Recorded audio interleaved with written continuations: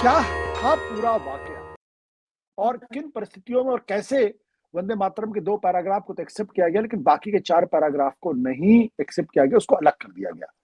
वो कमेटी कौन थी, उस कमेटी के सदस्य कौन थे, और उसके बाद जो सीडब्ल्यूसी ने पास किया उसकी कमेटी कौन थी, किन किन लोगों की सहमति ली गई थी, जरा विस्तार से बताएंगे तो बेहतर रहेगा, हमारे दर्शक कम से कम बात को समझ पाएंगे। आशुतोष जी, आज जिन लोगों को 150 साल बाद वंदे मातरम याद आ रहा है, बस एक सवाल के साथ शुरू कर लें कि वो तो 1925 में आरएसएस बन गया था, लेकिन इन्होंने आरएसएस में वंदे मातरम को प्रार्थना के रूप में नहीं स्वीकार किया। उससे मिलता जुलता नमस्ते सदा वत्सले मातृभूमि, उसका अर्थ भी यही होता है कि मैं मातृभूमि को प्रणाम करता हूं। क्यों नहीं किया? क्योंकि वंदे मातरम सिर्फ एक गीत नहीं था, एक उपन्यास का हिस्सा नहीं था। वंदे मातरम आजादी का नारा था। और वंदे मातरम कहने का मतलब था कि आप ब्रिटिश राज को चुनौती दे रहे हो, और उस चुनौती के एवज में आपको लाठियां भी पड़ सकती हैं, आपको जेल भी हो सकती है, आपको गोली भी खानी पड़ सकती है।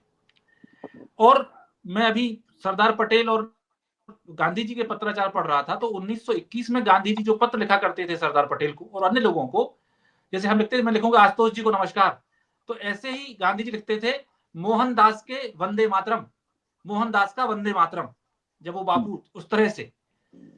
तो ये तो कुछ बातें हुई, लेकिन सांप्रदायिक राजनीति को 1937 में इसकी याद आई। क्यों आई? क्योंकि 1937 में प्रांतीय असेंबलियों के चुनाव हुए और कांग्रेस पार्टी भी मैदान में थी, मुस्लिम लीग भी मैदान में थी और हिंदू महासभा भी मैदान में थी। लेकिन कांग्रेस की सेकुलर नीतियों को जबरदस्त सफलता मिली। जवाहरलाल नेहरू अध्यक्ष थे और सरदार पटेल नीति नियंता थे। मैं ये कह दूं कि 1937 में सरदार पटेल कांग्रेस के बॉस थे। और बॉस मैं ऐसे नहीं कह रहा हूं, राजमोहन गांधी ने जो पटेल लाइफ जीवनी लिखी है सरदार पटेल की, उसमें 1937 के कालखंड का टाइटल दिया है द बॉस। तो कोई सवाल उठे तो ध्यान रखना चाहिए कि उस समय सरदार पटेल सब चीजें संभाल रहे हैं। और जब ये 37 की सब घटनाक्रम हो रहा है, इस समय तक गांधी जी ये तय कर चुके हैं कि हमें सुभाष चंद्र बोस को अगला अध्यक्ष पार्टी का बनाना है, तो वो भी पूरे ताकत से वहां पे है। खैर, अब 37 के चुनाव पे आते हैं, तो मुस्लिम लीग और हिंदू महासभा बुरी तरह से चुनाव हार गई। इन दोनों पार्टियों ने तब अपने अपने स्तर पर, और अंग्रेजों ने प्रोत्साहित किया कि आप सांप्रदायिक पॉलिटिक्स को और उकसाओ। उस समय जो सबसे पहला और जोरदार बयान आया है वंदे मातरम के खिलाफ, वो आया है फजलुल हक का, जो मुस्लिम लीग के एक बड़े नेता थे। और उन्होंने ये कहा कि, उन्होंने कहा और जिन्ना ने कहा कि कांग्रेस पार्टी भारत को हिंदू राष्ट्र बनाना चाहती है, ये हिंदू हिंदू राष्ट्र और वंदे मातरम हम पे थोप रही है। तो 1937 में नेहरू और कांग्रेस पे ये आरोप लग रहा था कि ये हिंदुओं का तुष्टीकरण कर रहे हैं, हिंदू राष्ट्र बना रहे हैं, और इसको मुस्लिम लीग विरोध करेगी। दूसरी तरफ उसी साल हिंदू महासभा दूर रहती थी वंदे मातरम से, लेकिन उन्होंने उसको गाना शुरू किया।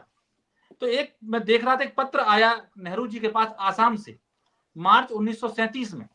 कांग्रेस के एक नेता ने लिखा कि जिस तरह से हिंदू महासभा वंदे मातरम का कम्युनल इस्तेमाल कर रही है, ऐसे में कांग्रेस पार्टी के लिए इस गीत का इस्तेमाल करना कठिन हो सकता है। उन्होंने तो यही कहा कि ना करें। तो नेहरू कहते हैं कि 30 साल से अधिक के समय से मैं वंदे मातरम बोल रहा हूं, पूरा देश वंदे मातरम बोल रहा है, मुझे तो ये पता ही नहीं है कि इसमें कोई सांप्रदायिक बात हो सकती है। ये 7 मार्च 1937 को नेहरू जी कहते हैं। उसके बाद ही कुछ दिनों बाद उनके पास, और सितंबर में जाके मुस्लिम लीग बाकायदा प्रेस कॉन्फ्रेंस करके जिन्ना वंदे मातरम पे सवाल उठाते हैं, हिंदू धर्म, हिंदू राष्ट्र के मुद्दे को सवाल उठाते हैं और हिंदी भाषा पे सवाल उठाते हैं और कह रहे हैं कि ये हिंदू बनाना चाहते हैं। इसी के बाद एक पत्र आता है पंडित नेहरू के पास सुभाष चंद्र बोस का, जो कि भावी अध्यक्ष हैं कांग्रेस पार्टी के, और कलकत्ता में अधिवेशन कांग्रेस का होने वाला है जिसको करता धरता है। और वो कहते हैं नेहरू जी से कि यहाँ लगातार एक विवाद हो रहा है, वंदे मातरम को लेके कुछ विवाद बन रहा है, तो इस पर आपकी क्या राय है? तो नेहरू जी ने फिर कहा कि मैंने भी कुछ सुना है, तो मैंने हाल ही में आनंद मठ का अंग्रेजी संस्करण उठा के पढ़ रहा हूं। उपन्यास में कुछ ऐसी बातें हैं जिन पर मुसलमानों को आपत्ति हो सकती है उपन्यास में, और ये तो जो पढ़ेंगे वो देख लेंगे कि उसमें तमाम तरह की चीजें हैं। उस उपन्यास के अंत में ये कहा जाता है कि ब्रिटिश राज कायम रहे। वो अलग चीजों पर नहीं जा रहे, हम सिर्फ वंदे मातरम पे रहते हैं।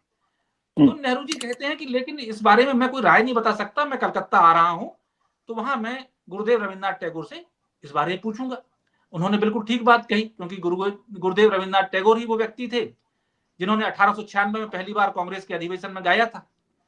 गुरुदेव ही वो व्यक्ति थे जिन्होंने बंगभंग आंदोलन के समय शोक दिवस मनाया था उसके खिलाफ, और उसमें पूरे देश में वंदे मातरम का गायन शुरू कराया था। तो जब रविन्द्रनाथ जी की और सुभाष चंद्र बोस की बातचीत होती है, नेहरू जी की बातचीत होती है, लंबे डिस्कशन के बाद यह तय होता है कि ऊपर के 2 छंद हम इसमें रखते हैं। मैं आगे आऊंगा कि 2 छंद ही क्यों रखे। और उसमें यह निकल के आता है कि ये एक तरह संस्कृत का गीत है जो कि बांग्ला लिपि में लिखा गया है, बहुत कठिन है, तो जितना कम्युनिकेट हो सके उतना रखना चाहिए, और अगर किसी को कंसर्न है तो वो भी ध्यान में रखना चाहिए। यहां तक बात हुई। फिर इसके बाद आप देखिए, मैं पढ़ रहा था महादेव देसाई की डायरी। ये सब फैसला होने के बाद गुरुदेव गए मिलने महात्मा गांधी से, और महात्मा गांधी से वो कहते हैं कि खास वर्ग मेरे पीछे पड़ा हुआ है जब से मैंने वंदे मातरम के 2 स्टेंजा वाला बात कही। तो जैसे आज ये नेहरू के पीछे पड़े हैं, वैसे रविन्द्रनाथ जी के पीछे पड़े थे।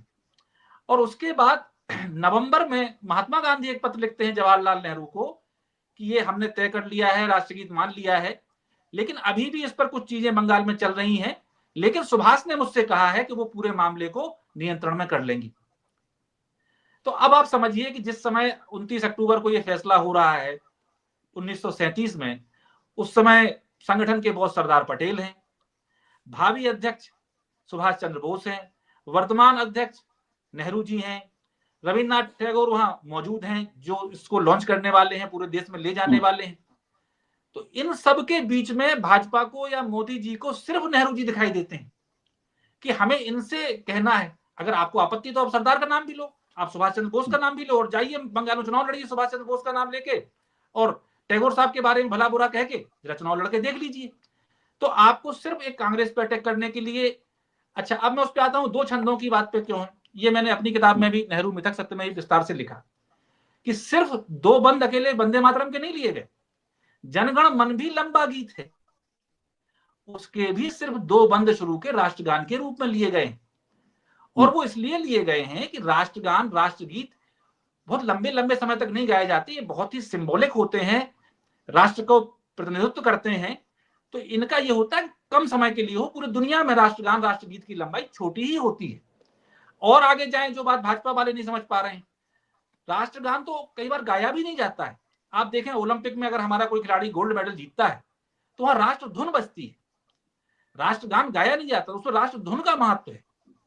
तो ये सारी प्रक्रियाओं को ध्यान में रख के और राष्ट्रगान जनगण मन जो आज हम गा रहे हैं, इसे भी, ये भी बहुत बांग्ला और संस्कृत निष्ठ था, लेकिन सुभाष चंद्र बोस ने खुद अपने हाथ से इसका हिंदी अनुवाद जैसा किया था।